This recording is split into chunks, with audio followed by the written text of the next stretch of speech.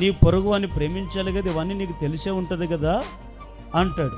అప్పుడు ఈయనేం చేస్తాడంటే, అడిగిన వ్యక్తి నీతిమంతుడు అయినట్టు కనబరుచుకున్నాడంట దేవుని ముందు.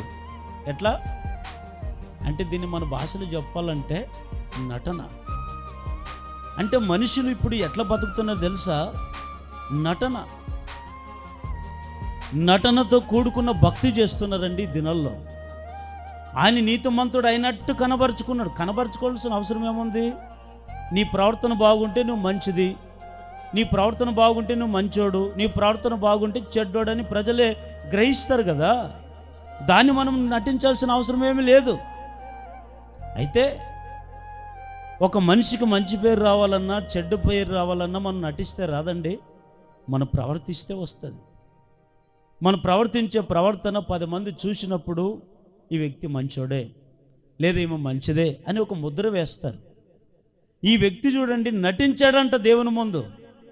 నటించి ఏమంటాడు తెలుసా? బోధకుడా, అయితే నా పొరుగువాడు ఎవడు అంటాడు. అంటే ఆయనకి ధర్మశాస్త్రం బైబిల్ అంతా చదివాడు కానీ ఎదుటి వారిని ఎట్లా ప్రేమించాలో తెలియదంట. ఈరోజు కూడా బైబిల్ అంతా చదువుతారు, వాక్యాలన్నీ వింటారు కానీ వాటిని అనుసరించి నడవరు. బైబిల్ అంతా చదివాను, నేను 30 సార్లు చదివాను, 20 సార్లు చదివాను, 10 సార్లు చదివాను గొప్పలు చెప్పుకోవడం కాదు.